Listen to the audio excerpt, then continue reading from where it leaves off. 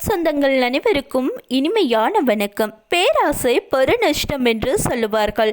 அது இப்போ Lyca production கம்பெனிக்கு சரியாகத்தான் இருக்கின்றது. டாப் ஹீரோக்களின் படங்களை எல்லாம் நாங்கள் தான் தயாரிப்போம் என்று எடுத்து காட்டிக்கொண்டு சுற்று கொண்டிருந்தார்கள். ஆனால் இப்போது அதுவே அவர்களுக்கு ஆப்பாகி விட்டது. லைகா புரொடக்ஷன் நிறுவனத்தினால் ஏற்கனவே அஜித் நடித்து கொண்டிருக்கும் விடாமுயற்சி திரைப்படத்தின் படைப்பிடிப்பு ஆரம்பித்து கிட்டத்தட்ட பல மாதங்களும் தாமதமாகி இருக்கின்றது. அதன் பிறகு எப்படியோ ஒரு வழியாக இப்போது படப்பிடிப்பை நடத்தி கொண்டு இருக்கின்றார்கள்.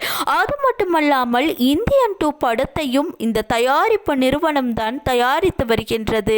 இந்தியன் 2 படம் ரிலீஸ் தேதி மாசத்துக்கு மாசம் தள்ளி வைக்கப்பட்டு கொண்டுதான் இருக்கின்றது. இதுக்கெல்லாம் உண்மையான காரணம் இப்போதுதான் வெளியாகி இருக்கின்றது. லைகா நிறுவனத்தின் ஐடி ரைட் நடந்து அது எல்லோருக்குமே தெரியும்.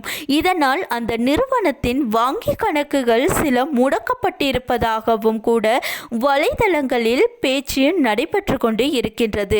இப்போது லைகா நிறுவனத்தின் பழைய மாதிரி பணப்புழக்கம் கிடையாதாம்.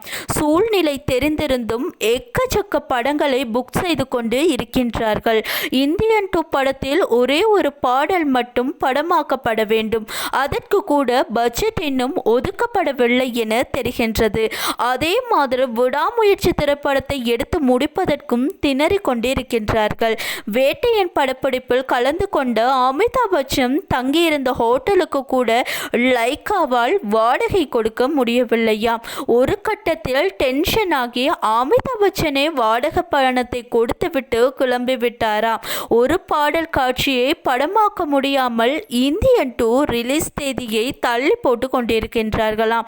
அப்படி இருக்கும் பட்சத்தில் விடாமுயற்சி படத்தை எப்படி எடுத்து எப்போது முடிப்பார்கள் என வலைதளங்கள் மற்றும் யூடியூப் சேனல்களில் தங்களது கருத்துக்களை ரசிகர்கள் தெரிவித்த வண்ணமே இருக்கின்றார்கள். ஏற்கனவே அஜித் படம் ரிலீஸ் ஆகாமல் அவருடைய ரசிகர்கள் பயங்கர கடுப்பில் இருக்கிறாங்க.